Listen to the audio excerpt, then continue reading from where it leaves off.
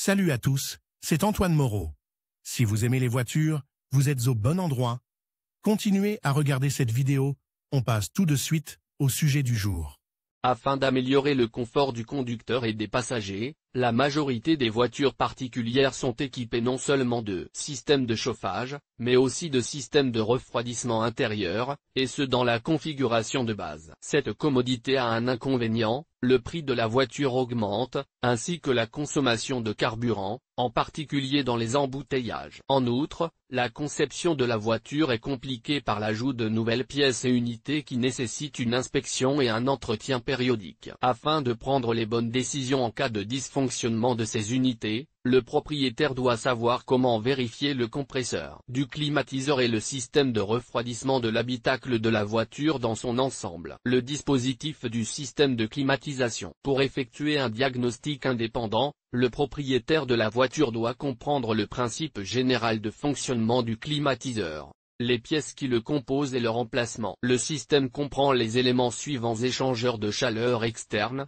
non technique, condenseur, installé devant ou à côté du radiateur, de refroidissement du moteur, échangeur de chaleur interne, évaporateur. Il est caché sous le panneau avant de la voiture. Le compresseur à embrayage électromagnétique se trouve près du moteur et est relié à celui-ci par une courroie de transmission. Les conduites du coffre, sous forme de tube, relient les deux échangeurs de chaleur. Une substance spéciale, le réfrigérant, fréon, y circule. Vanne de régulation thermostatique, TRV, le plus souvent situé sous la torpille. Récepteur, déshumidificateur en forme de réservoir vertical. Il est installé dans l'espace sous le capot, près du condenseur. Sur certains modèles de voitures, l'échangeur de chaleur externe est équipé de son propre ventilateur électrique. Le fonctionnement de tout climatiseur, y compris celui d'une voiture, repose sur la propriété du fréon de bouillir et de s'évaporer à basse température. Au moment de la vaporisation, qui a lieu dans l'échangeur de chaleur interne,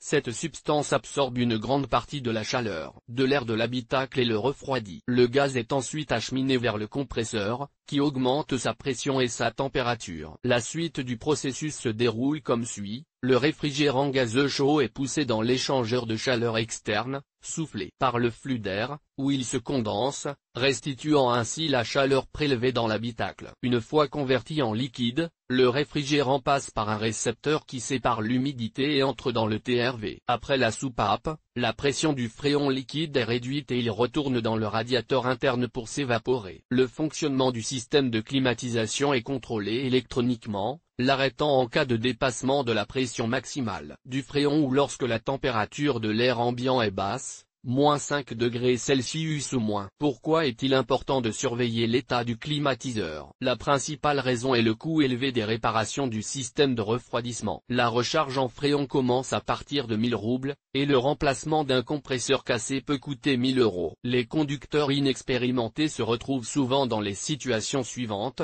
continuer à faire fonctionner un climatiseur de pacotille, ce qui entraîne la défaillance du compresseur ou du TRV.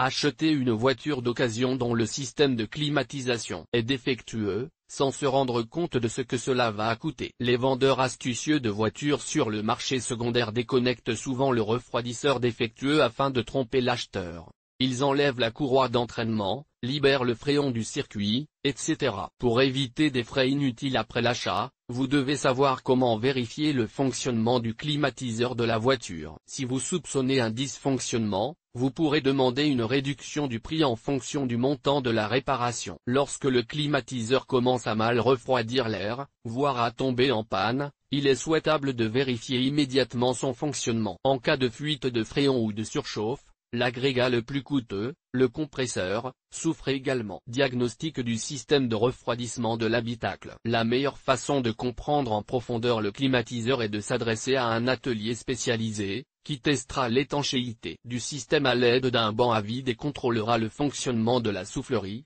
du régulateur de température et du récepteur. Si cette possibilité n'existe pas, vous devrez vous débrouiller seul. Vous trouverez ci-dessous l'algorithme de vérification du compresseur du climatiseur et d'autres éléments du système de climatisation.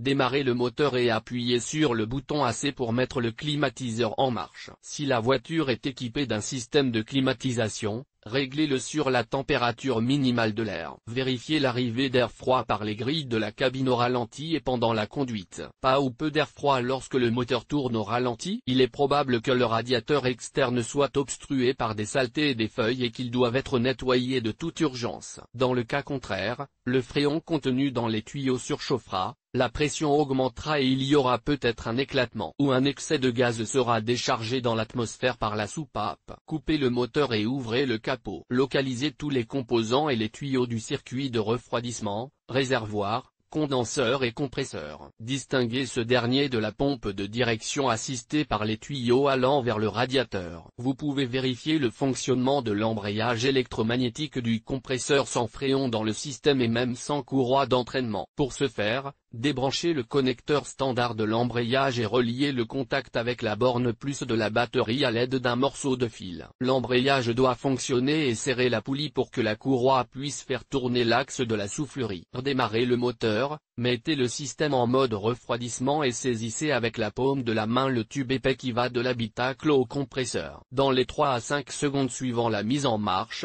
il doit devenir glacé. Si ce n'est pas le cas, il y a un manque de réfrigérant dans le circuit en raison d'une fuite au niveau des raccords ou d'un radiateur percé. Touchez doucement le tuyau reliant la soufflerie au condenseur. Il doit être tiède pour des températures extérieures allant jusqu'à 20 degrés Celsius, mais très chaud en cas de canicule. Touchez la fine ligne reliant le radiateur extérieur à l'intérieur. Elle ne doit pas être très chaude par tous les temps. Enfin, inspectez soigneusement les joints et la partie visible du condenseur pour détecter les fuites d'huile, qui indique que le système fuit. Un tel test ne peut être qualifié d'objectif, car un automobiliste ordinaire peut commettre une erreur. C'est pourquoi, au moindre soupçon, il vaut la peine de se rendre dans un garage automobile à la première occasion. Certaines difficultés liées au diagnostic du système de climatisation surviennent en hiver, lorsque l'électronique ne veut pas activer le refroidissement en raison de la basse température de l'air. Pour le mettre en marche, il est nécessaire de chauffer le moteur à la température de fonctionnement et de chauffer l'intérieur autant que possible. Les capteurs correspondants se déclenchent alors et le climatiseur se met en marche,